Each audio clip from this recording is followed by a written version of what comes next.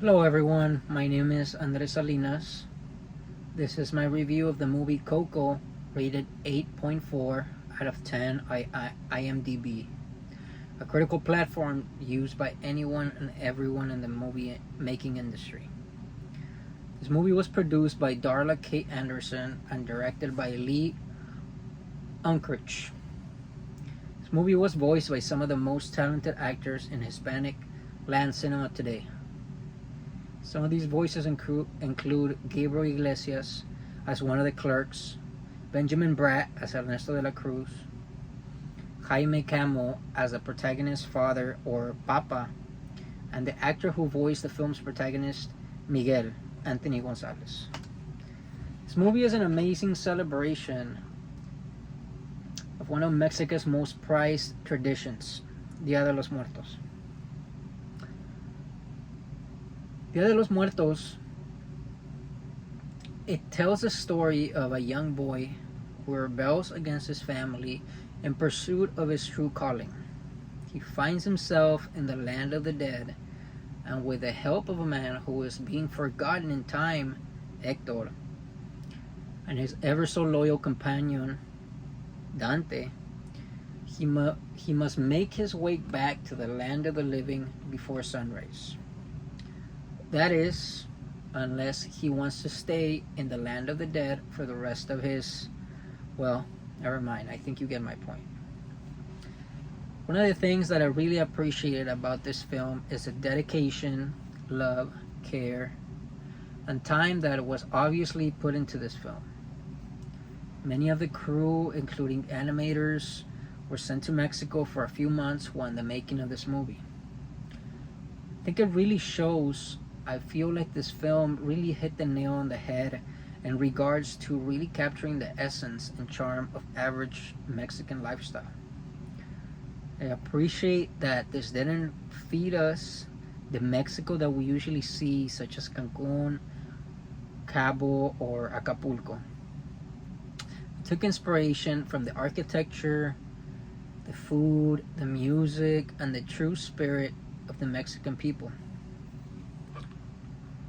As someone who lived a large portion of my life in Mexico, it brought back so many memories of my own family in Mexico and how colorful life there truly was. It quickly became a comfort film for me that I have found myself returning to. I think the scene that stuck with me the most was towards the end of the movie. Spoiler alert, although I'm pretty sure you're watching this, it means you already seen the movie. When Miguel does make it back to the land of the living, he races to Mama Coco with guitar in hand. Now keep in mind that his family, one, prohibited music, and two, hadn't seen him and had been looking for him all night. I have to say, that takes guts. He runs to Mama Coco, locks the door behind him, and shows her all of the memorabilia he's gathered from her lost father. He shows it to her, hoping to spark back memories, to no avail. All hope is lost, or so we think. The family then bursts through the door and demands that Miguel apologize to Mama Coco for upsetting her. As a last resort, Miguel then performs a song that her father dedicated to her, and he has taught himself how to play.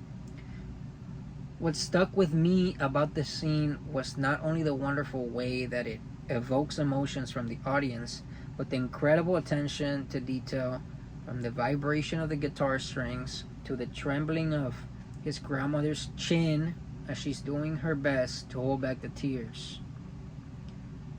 to even the little chin hairs on Mama Coco. If you look back at this scene with this in mind, it really makes you appreciate the attention to detail that was lovingly put into the film. Even the family shown in the background, you can see their expression shown so accurately to what we as the audience assume they're feeling. Almost as though they're actual actors instead of just animated characters. I really have no complaints about this movie. I think they did an amazing job in the execution of the film.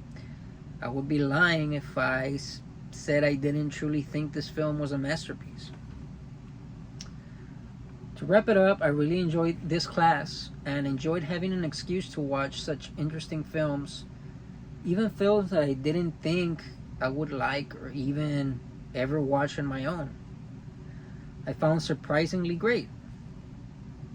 I think that this class changed the way that I watch films, and it really makes me appreciate them that much more. It really does.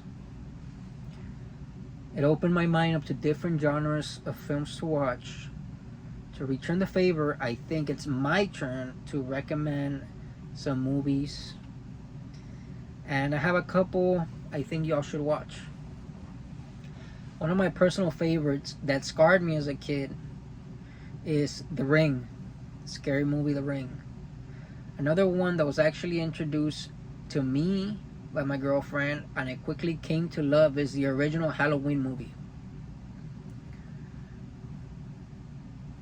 I also recommend Midsummer if you're looking for something that will leave you with some things to think about. But if you want something to watch to wind down after a hard day, I would say to watch The Secret of Nim. It has relaxing, smooth animation and toned down color scheme. Perfect to put on in the background as you're drifting into sleep. This is Andres Salinas. Thank you. Signing off.